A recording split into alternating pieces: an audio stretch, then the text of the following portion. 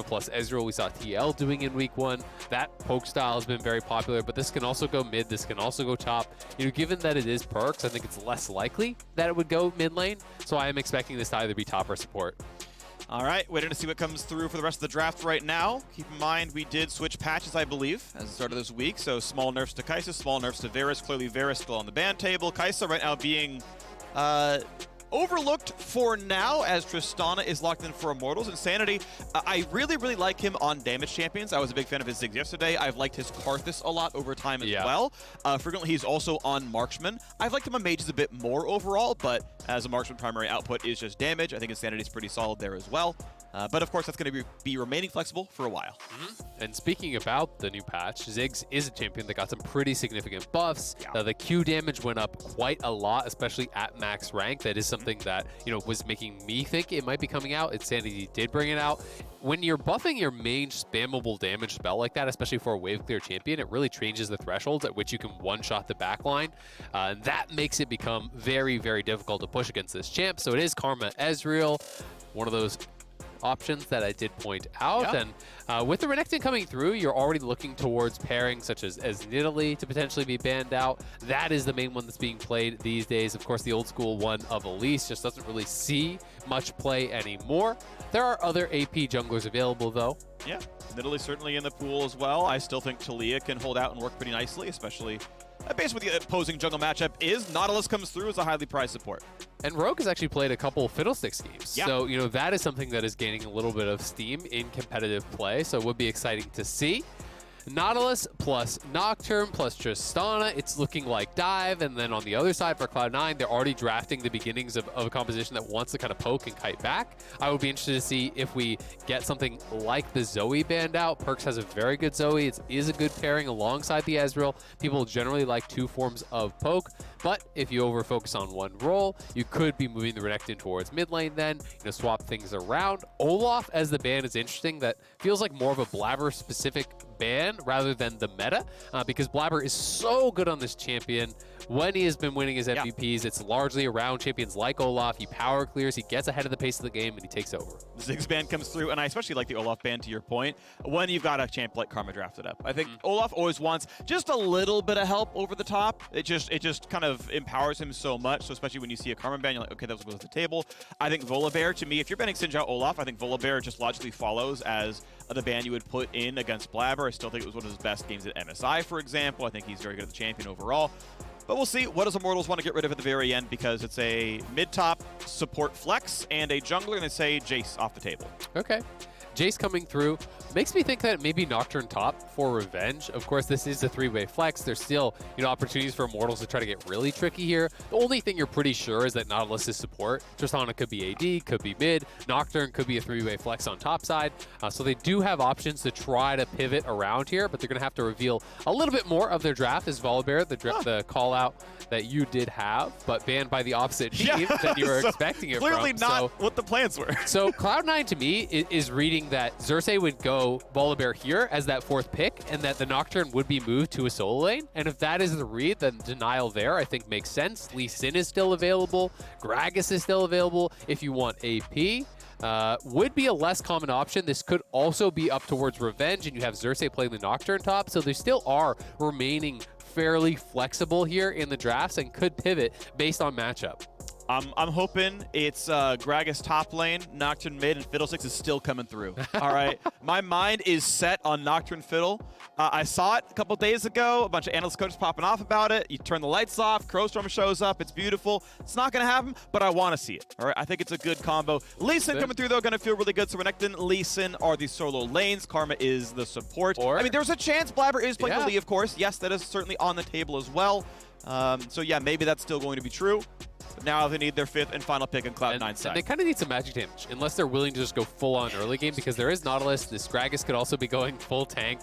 So that is a concern.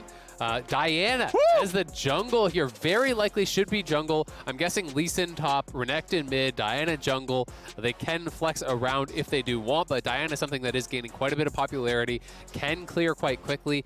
Yes, you have the dash on a basic ability, so technically you can gank, but I mean, let's be honest, unless you're ganking a lane that has really strong setup, you're not really going to make too much happen. But the setup in the team fights is very powerful. You ult everyone together. The Ezreal ulti over top. The Renekton AoE is in there, so that can be pretty dangerous. Viego as the last pick, so looking like it is going to be Xerxe with the Gragas in the jungle here. So very interesting stuff. So generally when you are having Gragas jungle, it is going to be AP. There's not really a chance of full tank these days. So it does mean that there's no true frontline on the Immortals side, which I think somewhat benefits Cloud9, who is playing more of that kind of like mid-game skirmishy style of composition that doesn't necessarily have incredibly high DPS, barring the Ezreal getting way ahead.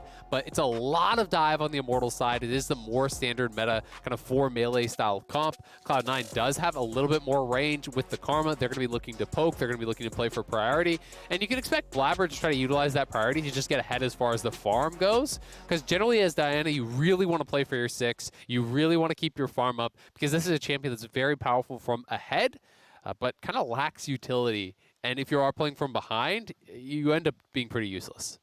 Yeah, absolutely. Such is the case when you don't have much utility. Your primary output is your stats, and if your stats are low, then you don't have an output. And I'm sorry, it's going to be a rough one for you. This is going to be a fun game.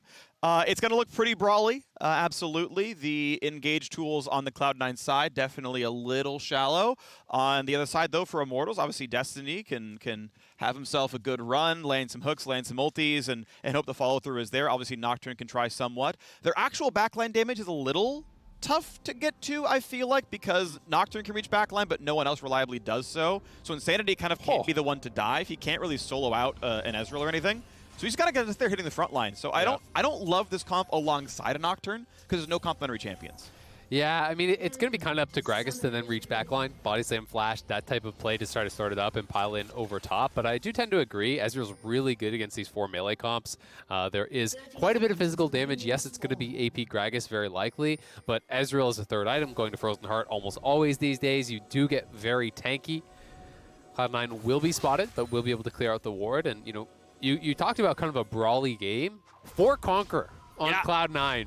Feels like it's really good in those extended brawls. Gragas obviously going for Predator. This is more about the gank potential there. Hail of Blades, very common for Raes. And if you want to check out the free Pro View matchup for this one, it's going to be Blaber versus Xerxe, who has been fantastic so far in summer. I have really been enjoying this, and it's always fun to watch the junglers and kind of see how much they actually track the lanes, because that is something that a lot of pro players are so good at that your average solo queue player is not. You know, while they're jungling, they're always, you know, using the F keys, checking out the lanes, trying to watch matchups, see which areas they can really pressure. And also, so many of these guys are so good at actually tracking where the opposing jungler would be based on the expected route, based on the timings of these clears, and it's something that I always really do enjoy watching myself. So far, Blaber starting out top side on the blue, of course, with Xerxe's ward. That is completely known information. On the Cloud9 side, they have to guesstimate. They may know, you know, they may in fact track that Xerxe is starting bottom side, but it can't be 100% certainty. Just the read. So Blaber, taking down the camps as expected here on the Diana, getting the extra attacks off. No big problems here. Just doing the pathing as fast as possible. As you mentioned earlier, Diana, very, very fast clear. Should be looking good overall. And probably outpaces the Gragas early on, but they're not going to fight for the same Scuttle Crab, so it shouldn't really hurt Xerxe much. And for all our Spanish-speaking friends, check out FlyQuest's Spanish co-stream at twitch.tv/FlyQuest. They have been doing it all year long. Very cool stuff. To have the different options, we obviously have the Spanish stream now. We have the audio-only stream for when you're on the go. Always love to see those extra options being popped out here. But it is revenge on the Viego. They did take that top. They did move the Nocturne towards mid, which gives you the ability, I always feel, to kind of have more options on how to move the map, especially when you have the push, which, at least in the very early levels, Insanity did. Anytime you go into Fog post 6, you kind of have that worry on the Cloud9 side. If it's not warded out, where could he be going? Do I have to be playing safe on this side of the map? It's also very easy to kind of group up with Xerxe, even if you're still in mid lane. Xerxe can look for invades towards Raptors and these types of plays, and you can be right there to back him up. Yes, and that kind of coordination is really what we're looking for. Is the aggressive mid game plays. You put the spells on at the same time. You all show up together, and it can be quite the treat. Dash away as the fear comes through. Perkz not going to take any more than the 60 magic damage that spell deals, so not a big problem there. Xerxe on 5 camps, skips Krugs, takes Scuttle. May look for the reset, may not. We'll see what happens. Bot lane looking a little bit ugly. Down 2 full waves with 4 waves completed here on that bottom side. This double range poke lane here getting very aggressive. You can see Flash was forced off of Raes, so I think that was off of screen. Vulcan also used the exhaust there. Had been a minute and a half ago, so that was right as lanes met almost. Yeah, maybe level 2 spike. It may be level 2. You just drop the exhaust on him, and he's forced to actually flash away. If he did not start rocket jump or didn't have that available. But they are punishing this lane very heavily, and it is expected to be in Cloud9 favor. When you're playing these double range matchups, it really hinges on can you keep them low enough that engaging is too dangerous, right? Because if the Nautilus, if the Tristana are full health and just kind of chilling, you can actually find that hook, then you can look for the all-in. But if you don't have the ability to all-in, all of a sudden you don't really have any recourse in the lane. Yeah, it's actually sort of, you can spell it out to you by looking at the choice that Vulcan made in the early game, right? He went Relic Shield, he went Guardian. Guardian is the only keystone that'll save you as the enchanter. Aerie won't help with that one. And Relic Shield, so he doesn't have to play in the face. He can say, well, screw it, I can just last hit passively. It's less gold income. If you believe you're never getting killed, you can spell thieves, you will literally just earn more gold. You're just farther ahead. This is useful. But, yeah, so level 1 fight comes in, but by the way, I have Guardian, I have Relic Shield, I'm not dying. Exhaust comes in, races get out. Yep. Nicely played there by the Cloud9 side. I think Destiny just kind of overestimating what they could get done in that situation. Yes, you land the hook, but as you say, it's Relic Shield, it's Exhaust, it's Guardian. Vulcan not panicking, doesn't exhaust the Nautilus or anything silly like that. Immediate exhaust plus the RQ onto Raes, and that just means, all right, fight's over. You got to leave. And just well played there. Also stacking the wave. This means Raes is going to get more behind off this, as this wave will push in and deny the Cloud9 minions. So King going to have about 2 full waves to farm and should extend his advantage to, I'm expecting around 15 or so CS in these next couple minutes, potentially. Insanity, though, has maintained the push.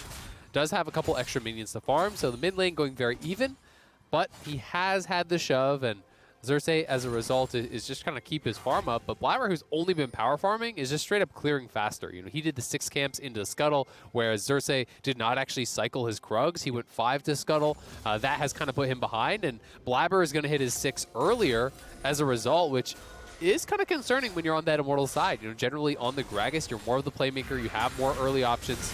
Trying with the first stun. Insanity slowed down here as well. Root's going to come in afterwards. Finally, spell shields a bit of damage, and well, there's not enough follow-through, so he's fine, especially with the reinforcements right next to him, as both supports and both junglers are here with the squads. Bit of damage, though. Insanity getting a bit low. Nice anchor over the top, and now here comes what may be the team fight. Nocturne turns out the lights. Maybe there's no TP to follow, and they will walk away safely. No flashes lost anywhere. Just a trade of ults from the mid laners. Perkz pops his ult, so Insanity pops his, trying to dissuade any sort of engage.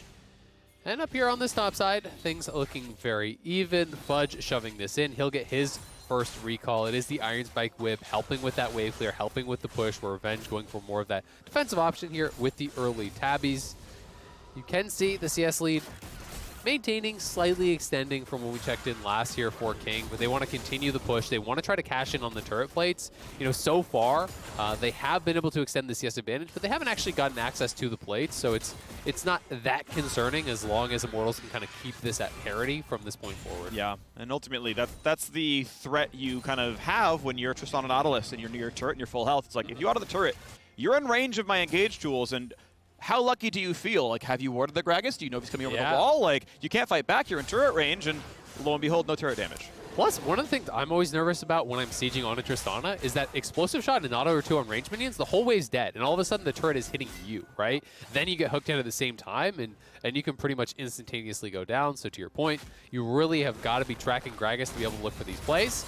Blaber and Xerxe are both 6 now, so we could potentially see some jungle action. Going to be interesting to see if either team wants to try to start up this dragon.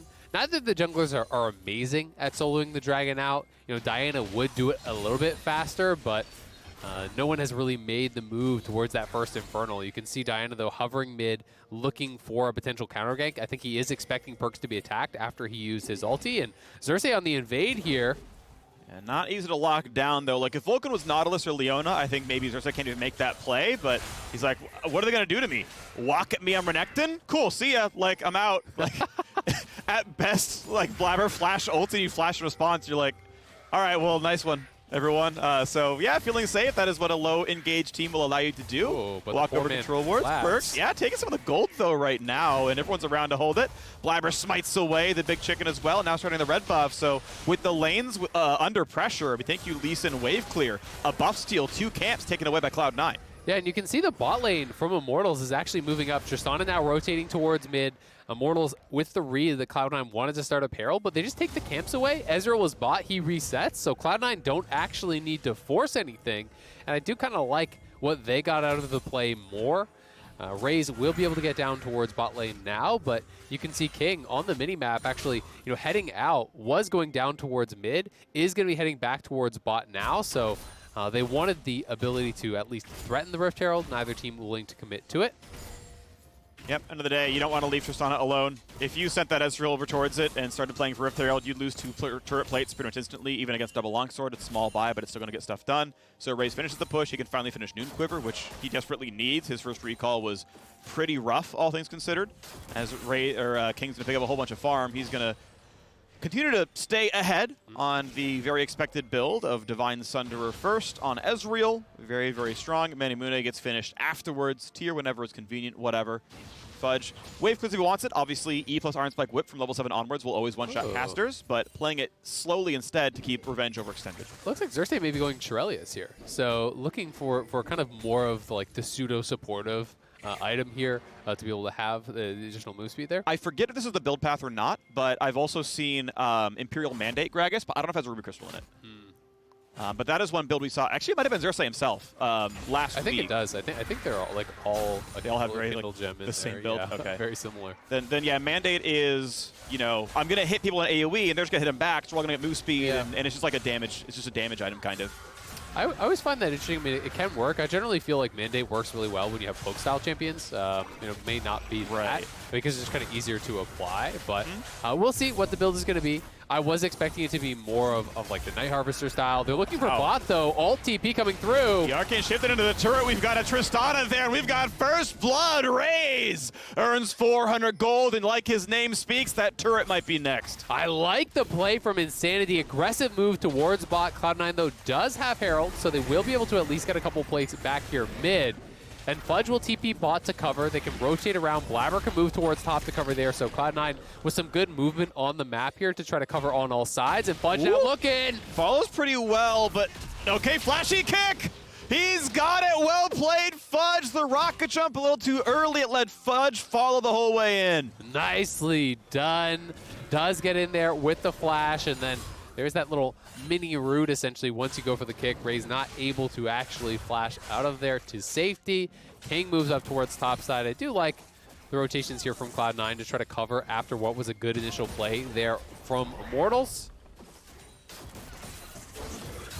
So here it is one more time. So that was honestly just really quick. You go with the ult, the instant TP. There's no chance you can actually react to that with a teleport on the Cloud9 side unless you were already staring there and immediately press it like the same split second. So, once that Nocturne ult comes through, you cannot TP down there. No real way out for King. Even if you Arcane Shift away from the tower and then flash, you're still going to be in vision of Insanity, who's then going to ult on top of you, and you have no move blocks, so you're going to be dead either way with no one on that side of the map. So nice little punish. Ezreal generally considered to be one of those champions that's super safe to leave on his own, and it is true, but still punishable in some circumstances. Not against mid Nocturne TPing on top of you. That one's a bit tougher. So hey, well done though. Kudos to Immortals. They have kept the game a bit close. It is still a 300 gold lead to Cloud9. So that's gonna still feel reasonably comfortable as we wait for any neutral objective to actually be attacked. Keep in mind the Rift Herald was crashed in the middle a while ago. Of course, that was claimed. That's why there's that 300 gold lead, because there's 2 turret plates taken in mid. That money, by the way, I believe all went to Blaber. Perkz could not get in melee range of the Herald charge, so it's just more money on Diana, which is fine. It's a good spot to put money on. But no dragons to anyone's name just yet, and obviously all the turrets are about at least half health. And Blaber actually is where a lot of the Cloud9 gold advantage is. They're up only 300-400 gold right now. He's up like 600-700 gold. So, he has been getting a lot of that. I do expect him to just go towards Night Harvester, go for that, kind of bursty style build. There are other options, of course, but that is probably where he will go, and we'll see how effective he is going to be. His first Mythic should be coming along pretty quickly here. He did get tier 2 boots, but has a lot of gold, has been power farming, did get those plates off of the turret charge. So it's been a very kind of calm game here for Cloud9. You know, generally you do expect them when you're looking back towards spring to kind of just be running away with games against some of the lower ranked teams. This has been one that has played at parity, and does mean that it's really going to be down to just straight up team fight execution. Who is going to play better around these dragons and these objectives when they inevitably come? Because so far, no one has gone for one. Even if Immortals get this is a 14-minute dragon. Soul is like a pipe dream. Yeah.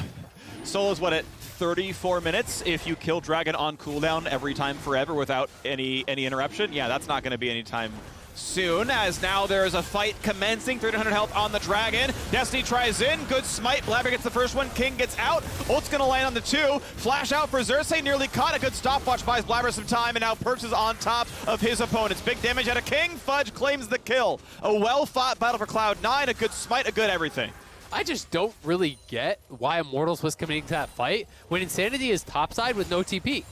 I mean, look at the Nocturne. He's way up there hitting the tower. He has no ability to join that fight, so I get maybe trying to sneak the dragon, but as soon as Cloud9 shows up, you should not be going in. You should be backing it up, and Revenge was coming into the fight. It looked like Immortals did want to kind of scrap for it, but that feels like some miscommunication, players not really on the same page, because it's just not a play you should be going for when it's going to be a 4v5.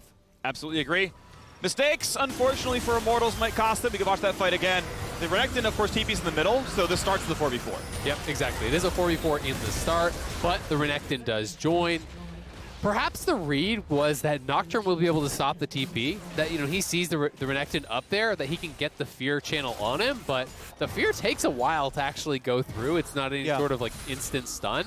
And you could see on the minimap Insanity was trying to chase down towards Perkz, so I think that was potentially what Immortals' read was, is, hey, don't worry, I will stop it. Okay. It is going to be Mandate Gragas. You called it. That is coming through here, so we'll see. You know, you land that poke, you try to get the follow-up damage to actually proc that. Could be pretty good potentially here if you can apply it to multiple people on the Cloud9 side in one of these scrappy fights where there's lots of melee on melee action. I'll be interested to see how much bonus damage it actually does get through by the end of this game. Yeah, because it's like Mini Art Harvester, right? It's less damage, but it does apply some on initial, and then your teammates follow up, and you get more of that, and it gets pretty close in the same numbers, and then they get the move speed instead of you, or I think you both get the move speed, and something like that. It's like, okay.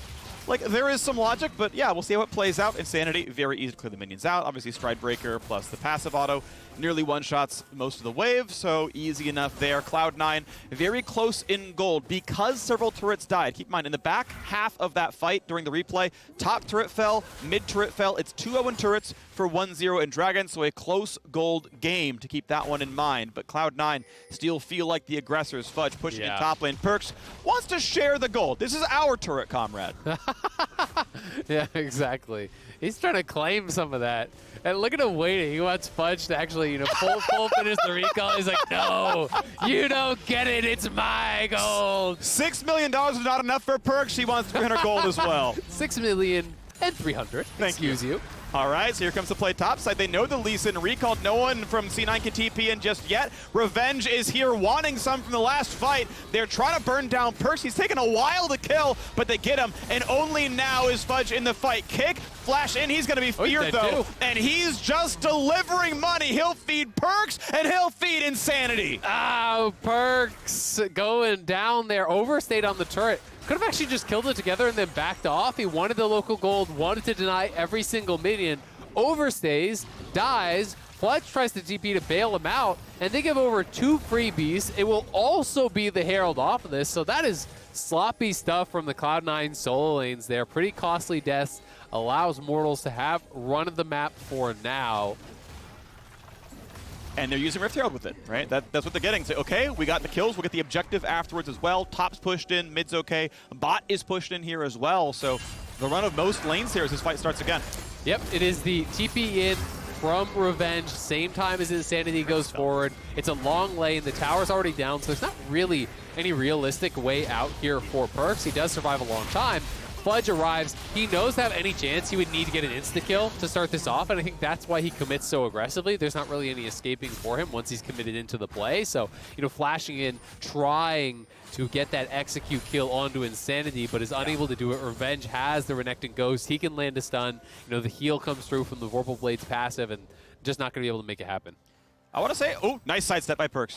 Very impressed by Insanity in that replay. He spell shielded the empowered Perkz W, which, like, that can only be a read. There was not enough of a telegraph. If, like, you have mechanics to just, like, W auto at the same time, the humans can't react to that. So that was a straight-up read, like, Perkz will stun me here, hits a spell shield, got it right, and it's like, yeah, now the fight looks free. So I want to give a ton of kudos to the read for Insanity. That's why that fight looked so good, was a play that most players would not have gotten the timing right on. So that's impressive stuff. Very nicely done, and they're going to be looking to grab their 4th turret of the game here. Already knocked down all the outers. They're pushing in to actually finish off this bot one. Raes just used his jump. We'll get the reset, though, so should be fine. And Perkz taking a lot of damage on the way out. And the anchor catches Karma. That is absolutely a kill. Immortals looking to stop the losing streak, and they're ready to keep on going. Nocturne starts the dive. Insanity gets in. Explosive cast follows up. There's the 2nd kill for Revenge. Cloud9 scattered to the winds. They're going to lose their inhibitor tower. If not their inhibitor here, they're running out of minions, so Cloud9 maybe going to be able to try to defend, but they've called off the recall here. Fudge was recalling, does cancel it, so he's just going to try to trade towers. Cloud9 getting run over here by Immortals. They're getting these really aggressive engages, capitalizing on Cloud9, you know, staying around in situations where they shouldn't. They punish them on the top side. Now, eating all of the explosive shot damage off of that turret going down from Cloud9 on the bot side kind of prompts that engage. And they're again able to use Insanity's ult plus TP really effectively. He's been having a great game from the bot side turret dive, the top side punish for the 2 kills, now another play on the bot side. All of his teleports have felt extremely effective. Yes, and his non-teleports at least turn into turret kills. Like, he's really, really played an outstanding Nocturne game. Revenge, honestly, he's had his ups and downs. This is a good game for him as well. 3-1-1 on the Viego. Doing a slightly more damage-focused build. We've seen Shield Bow into full tank. This one's Divine Sunder into what I'm still guessing is Shield Bow second. And you can see Immortals on a pretty solid gold lead right here. Blaber flashes, but it still kills the Karma. And obviously, you are never living with an anchor toss into Nautilus ult. Yeah, everyone is there at the Nocturne ult plus TP was already channeled. There's no TP on Fudge. He's topside, so they cannot answer. They are the ones getting punished on this immediate follow-through. I like the confidence from Immortals, knowing, okay, Fudge has no TP, Karma's already dead. Yes, this is an inhibitor tower. Yes, this is 19 minutes into the game. But it's 5v3. But it's 5v3. We take this, and they go immediately, no hesitation. They get the kills. They knock down the inhib. Yeah. And because you took down that bottom inhib, guess what? Baron is on the table now post 20 minutes. They can threaten this very effectively with both Revenge and Raes putting out a lot of consistent damage. They can actually threaten taking down the Baron, I think, reasonably fast. Yeah, this is looking good. I'm a big fan of Immortals so far in the back half of the year. Looking to go 4-4. If we're doing Summer Split only, they will have the same record as Cloud9, assuming they close the game out. Same record as the defending champions, feels pretty good. And keep in mind, like, 5-2 is the best Summer Split record in the LCS right now. Like, you'd be a game behind that. Like, that's pretty good. Obviously, still more room to make up. 11-15 would still be a sub-500 record for a while until you get a few more. But the Immortals are looking good, and we'll see how long they can keep this kind of performance. One where they are clearly outplaying Cloud9 and picking up wins as time goes on. So top being pushed and the rest of the team taking control of the western jungle to make sure no one can walk in and check Baron. The longer they play in the fog, the less Cloud9 knows about, are they formatting Baron yet? Is it happening? What's going on? So far, it's just darkness. Absolutely. We also got to remember that Immortals has failed to close out a number of games where they've been in great positions, and the lead is still only 1.5K. We're 22 minutes in. It's even on Dragons. And Ezreal's going to be really difficult to deal with, I do think, especially now that we're getting towards the 3-item stage. When the Frozen Heart comes through, it's like, well, the Mandate Gragas probably isn't going to one-shot you. Probably not. But maybe Nocturne's going to try. They've jumped on, and Blaber just instantly gone like a fish out of water, and now they run right up to the Baron. And look at bot lane right here. The super minions are on the Nexus turrets at this point. King has to go back. He's got no TP. He's playing Ezreal. And that means it's just going to be an Immortals Baron. There's no chance you can actually contest this in a 3v5 with Destiny there waiting for you. So Immortals, this may be the pick that breaks the camel's back here. Have been pressing, have been finding better plays than Cloud9 throughout the game. And now they have Baron. They have the ability to really extend that gold lead here and potentially deal game-ending damage. Huge right now. How good's the Red Bull Baron buff going to be? Honestly, we're expecting a lot out of this power play here. They will have Baron during the next Dragon spawn. Sure, it's Dragon number 3. It's not going to be a ton, but that'll stack up as well. And I'm curious the number of turrets they get. Yeah, here it is one more time. And Blaber just not pre-zoniusing that. I believe he did actually have the Hourglass prior to this play. That's a play where I expect you to actually just press Zonias before you get knocked up by the Nautilus ulti to try to delay, to try to see if your teammates can pile in. He may have made the read that, guess what, I'm already dead, so save the Zonias for the next play, but pretty rough stuff. Cloud9 had lost control over that topside jungle, and Immortals have been great at punishing. An attempt here on a revenge, 500 health on him, puts the ult down, I think expecting True Shot Brash to come over, wanted to get the displacement in to maybe dodge that skill. It was on cooldown, but he can't know that 100% of the time, so okay, ulti down, stays alive. Meanwhile, top lane is under attack. Reinforcements near Raes. That turret is going to fall pretty rapidly as Tristana, yeah, she's good at that kind of stuff. That's going to fall. And look at how much experience that Raes has gotten. He's been such a beneficiary of all the solo XP. He's the same level as the solo laners on Cloud9. He's multiple levels ahead of Ezreal, right? Like, he has just been left to his own devices. And they go. Flash Diana with the rocket jump. He predicted it, so Raes is alive, but it's still a 1-for-0. Does Cloud9 get the team fight? They will knock down a 1-for-1, but how about the rest of the battle? Revenge finally coming for reinforcements. Perkz in the front, Fudge there as well. The flash in for the stun. Perkz knocked out, can't get much of a heal. Goes in for Raes, can't catch it, but King finds up the kill, and King goes forward. He's looking for more. King means he keeps jumping over more and more of the checkerboard pieces, and Immortals are falling to him. They're dropping over and over again. Insanity is going to fall, and from the deficit, Cloud9 get the Bud Light ace. Oh my God, Phreak, it keeps happening. Immortals unable to close. They had the Baron buff. They had everything you feel they needed, but Cloud9 find the engage. This time, Blaber going in, finding multiple members with the ulti, gets the Zonias off, buys a lot of time. And while he is buying time, Fudge and Perkz were getting work done. King was untouched. He's sped up by Vulcan, kept in range, getting that damage out consistently, and Cloud9 have just bought themselves a lot better options in this game. Alrighty, well, turns out this Dragon's gonna go Cloud9's way after all. A very small gold lead to them, and momentum based on the fact they won that last fight against the Baron buff. One that started, by the way, in what felt like a 4v5. Renekton was not in the fight at the start, and yet it still worked out. Yeah, here it is one more time. It's really about the engage. Catches 3. Raes has a nice buffer on the rocket jump, but the Zonias getting off was so critical because during this, Perkz is getting so much work done. Their front line is dying while he is in stasis. Yes, he goes down, but it means Immortals has to commit forward to actually finish off the kill onto Blaber. Fudge into the back line, trying to get in over onto Raes. The flash out there from Raes, but Perkz kiting back, catches the heal from King, and he is sped up by the Karma. There's just no escaping Ezreal at this point of the game when he's getting sped up consistently there. And I've got to give a lot of credit to how Perkz played this. He danced in and out of that fight so incredibly well, always riding the line where he is very low on health, and he is drawing Immortals forward to try to kill him off, but never actually being quite far enough to die. And he's trying again now, taking his battle up against Revenge. Perkz pops the ulti and has to walk out. Revenge too good of a duelist with Divine Sunder or Ruin King. Just lifesteal tanks against other melees, the 1v1. Not a battle you're going to win very easily, so okay, fine, off he goes. Nice try. Equal gold, though. Up a dragon. Raes going to get a little bit of money to himself. Rocket jumps away to stay alive. Oh, and King just bought a full Frozen Heart, so that's pretty big. That last fight that we saw, he didn't even have any components, and the Dominix came through from Raes, but a full Frozen Heart coming through means that Nocturne, Viego, Tristana, these champions are going to have a lot more difficulty now just trying to 100-0 King. And when you have that additional armor, it also is increasing essentially the effective health you're getting from the Karma shields. That kind of makes it more valuable. It's just getting harder and harder and harder to burst this guy down. And generally, I do feel when you're playing with shielding champions, hitting that certain threshold where you can't get 100-0, sometimes it just makes it impossible to ever die because they get to the second round of shields, they get to the second round of cooldowns. and that can be pretty intimidating for a composition like Immortals. You really can. And you got a lot of auto attackers here, and people are getting durable. As far as mages go, Blaber's looking better than Xerxe, honestly. I mean, I think Diana definitely is a bigger carry mage than Gragas.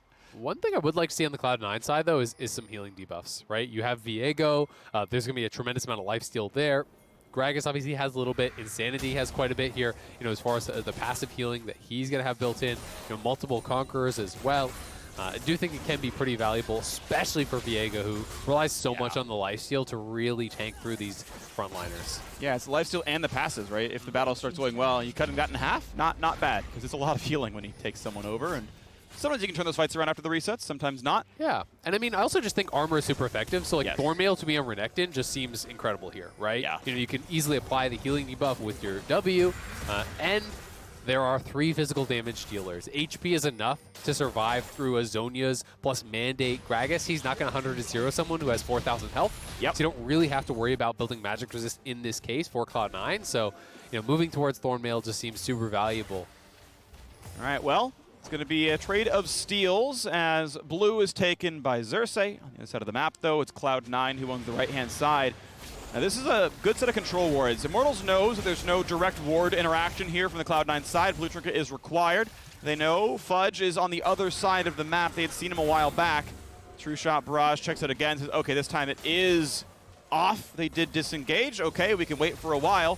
But again, Fog of War. But in transit, they were spotted. Perkz front lines goes right in, though. Here comes the battle. Destiny gets the Zhonya's. Into the back line comes the Nocturne here as well, looking for damage. Flees onto one, but it wasn't on the King. However, Renekton has fallen, and it's time for Viego to pop off in Renekton's skin. Let's see if he can make it what happen. Diana's already picked up one, though. It's a 4v4 right now. Fudge going to be slow, going to be knocked down. Raes is alive. That's the important part. Viego right back in, but King so far untouched. Gets away from Gragas. 2 versus 3, maybe 4. Down to 3 as he takes down the Nocturne. Heroics from King. But 2 versus 3 on the map means Immortals can run right back in for Baron. And they have their Tristana, so that's really all you need here. Revenge can take this up. They're going to try to go over and poke them off, though. You hit a couple Qs here as King, and maybe you can get them off of this Baron. You've got to focus Xerxe. How can you kill Ezreal here? There's no good engages. The Arcane Shift is on time. This is just not going to work from Immortals. This needs to be a reset. Well played by King and Vulcan. Yeah, that's a good read there. If you know the flash is down, if you know the ulti is down for Gragas, they don't really have the ability to turn here. You can't just jump straight in as the Tristana in this case, but now right back onto it. As the reset came through, Cloud9 doesn't have teleport except on Perkz, and if he comes in here by himself, it's just going to be an int. I love this play. They waited for recall to be done. There's no way Perkz stops this. TP for good measure, bringing Insanity. What an amazing play from Immortals. Absolutely love the decision-making here. How about the fight, though? There's a Dragon alive, and it's a 5v5 where half your team never reset the health bars, the mana pools, and the gold hasn't been spent. It's the 300 IQ shot call there. Cloud9 is like, good job, team. We got him off the Baron. All right, everybody back to base. Let's reset. But Immortals just stay out on the map. They don't need to reset. They see some recalls coming through here. They go forward. They get the Baron. Cloud9 does move to Soul Point here, but again, Immortals with more power on the map right now. Here is the initial play. The TP's coming through. Nocturne into the backline. And I have to say, King was fairly ineffective for the earlier portions of this fight. Wasn't really on point with a lot of his damage. And on the other side, Raes is getting a lot of damage out on the Cloud9 frontliners. They focus down Fudge. They focus down Perkz. They take more out. And if it wasn't for Insanity going a little bit too far forward here on the chase, I do think that Immortals maybe even just instantly take the Baron. But it was a good kill for Cloud9, delayed the initial play. They pushed him off the Baron, but it was the shock calling from Immortals to stay on the map and take that delayed Baron there that gets them the big reward. Okay, well, Raes' rocket jump is down, still has flash, but you can see he has to kind of predict, when does Renekton go for the flash and power W? When does Blaber go for the E flash R? Because if I don't buff a rocket jump, I'm dying in the CC combo. He has been on point. He has dodged most of his engages very, very well. He's been a good AD carry. But now, the kick flash brings in revenge. Ults over the wall. Does he get to safety? He has a blast plant, but the Lee Sin Q lands. Big damage and an even bigger chase. They will pop the Guardian Angel. Now, the push is continuing elsewhere, though. Yes, Viego will die. He will not lifesteal long enough, but it will mean top lane tier 2, top lane inhibitor turret dropping as well. But you have to respect the 5v4 when eventually Cloud9 fights back. Nicely done, though, from Fudge. What a play there. Not only getting the kill, but getting to GA is actually so big for the next fights here. You know, if you're looking forward into the game, these 5v5s late into the game can be decided by GAs. I think especially if you're making the read, we are going to lose an inhibitor anyway, then doing that sort of play minimizes loss and allows you to be able to kind of stabilize, push out the wave. They did lose that top side inhibitor, which is more of a big deal because you're not playing towards Baron now. You're actually playing towards Dragon next. So we'll see if Immortals can take advantage of that. Looking for it. 25 seconds left on the Baron buff. That one's going to time out pretty soon. You can see the turret score is 8-4. The gold within 1,400. And now Fudge. TV bottom lane. Fudge, we know he's flashless. This was known information. Sen can't ward hop. Kick buys a bit of time, but they get the slow out of Gragas. Willing to eventually ult as a Q comes in. There we go. That is a big shutdown. The Baron buff might be ending, but there's no turret here. This inhibitor is definitely gone. Now, how much happens in the 5v4? For 50 seconds, Fudge isn't here. Top lane, no inhibitor. That wave's pushing in as well. Nocturne sent to mid to clear it in. They're going for triple inhib. Yeah, they are going to be having the push here. This is really tough for Cloud9.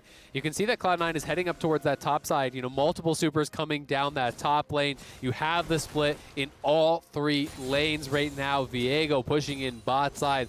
Immortals able to find Fudge, punishing him there. After that great mid lane play, he gets a pick, he gets picked off. But Immortals looking for the triple inhib here. I'm not sure that Cloud9 are going to be willing to make a stand at this inhibitor with revenge behind them. Cask buys a bit of space. Diana onto the front. All right, no one dead, but the health bar is getting a bit low. It shuts down Diana, though. Raes on a rampage, and revenge going to be fine. Cask actually up now. It was not that. It was just the easy barrel for damage, but Blaber's engaged. Did not find the target. Raes got out, and there wasn't enough follow through in all the melees. Fudge is up, though. So did he buy enough time to actually protect this third inhibitor? That would be big, but it looks like it's not going to result in them being able to defend this unless Cloud9 are really willing to go aggressive. King shifting in, but does have to back up. Yeah. Minion waves definitely help that, where now they can tank the Mystic shots and Tristana can free fire. It knocks down triple inhib. Their only reward right now is the fact that they're getting a Cloud Drake and an eventual Baron as well during these inhib deaths. But you've got to reset and get back on the map soon, because anytime inhibs are down, yes, they're locked in the base, but they're just getting gold and XP that you are not. So Cloud9 in the current position of catching up until Immortals' next aggressive play. And we'll see when that aggressive play is going to come through. Cloud9 do have very poor wave clear overall, so you know I do think if you push with supers in all lanes, I don't think you necessarily need to wait for the Baron here as Immortals. I think it is reasonable to actually just escort in the waves from all sides. The engage from Cloud9 is really not that threatening as long as you have a well-timed rocket jump. Raes should always be fine to either self-peel with the Buster Shot or just kind of hop right out of there. And then it becomes just really tough. You can kind of threaten the Nexus towers, you can push them in, and you're end up in this situation as Cloud9 where you're dealing with both supers and the Immortals threat. So we'll see if Immortals are willing to go for that. For now, they're for sure just going to grab the dragon. You can tell based on their positioning, they just want to move over towards this dragon and grab this for free. And then the question is only, do they wait for Baron? And I think if you're waiting for dragon, you're probably waiting for Baron too, as it's only in 30 seconds. So the question then becomes, does Cloud9 actually want to challenge at the Baron, or are they just going to turtle up and pray they can wave clear? Yeah. And keep in mind, each minion wave, right, there's three lanes, 2 waves a minute, and each wave's worth maybe 150 gold, roughly. So there is 900 gold per minute. Now, of course, with Insanity here, he's getting the mid lane wave, he's getting that back, so that's fine. But it is giving some gold over as you buy these objectives. And even more because it's triple inhib, so you get 2 supers per wave. So that alone is 90 gold per super, so 180 plus the additional minions here. You're looking at a tremendous amount of gold getting funneled in here. But it will be Immortals Baron.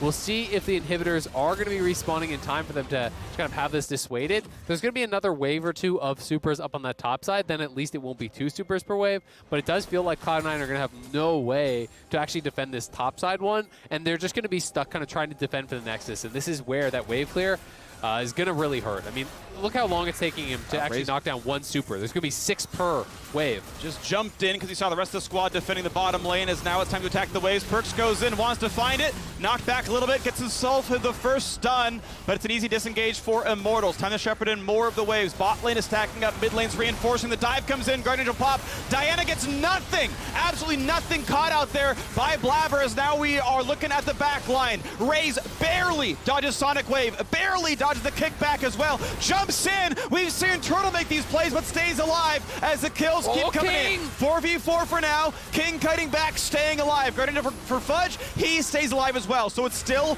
4v4, but minions are the 5th man right now. TP right on the back line. Is Fudge going to get anything for this? He is left alone. Kills himself. The TPs come back, and it's time for Immortals to close out the game.